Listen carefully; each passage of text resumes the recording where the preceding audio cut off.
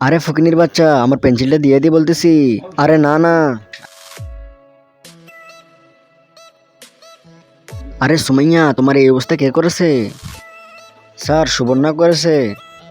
ঠিক আছে, কালকে তোমরা সবাই তোমাদের ঘর থেকে মূর্তি বানিয়ে নিয়ে আসবে। স্যার কেন? কালকে স্কুলের মধ্যে মূর্তি কম্পিটিশন হবে।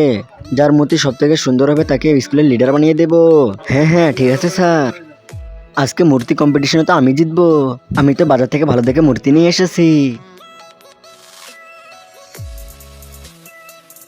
নেহা, কিছু একটা করো, ওর মূর্তিটা দেখতে হবে।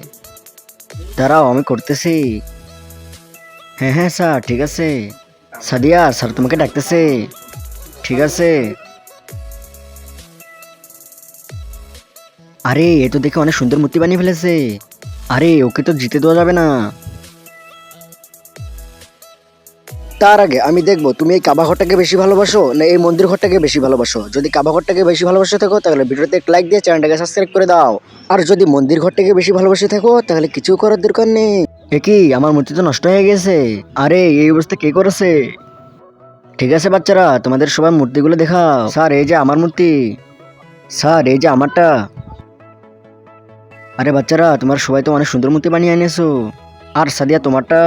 স্যার, আমি অনেক কষ্ট করে বানিয়ে এনেছিলাম। ঠিক আছে, আমি দেখতেছি। আর সাদিয়া, তুমি তো সবার থেকে অনেক সুন্দর মূর্তি বানিয়ে নিয়ে এসেছো।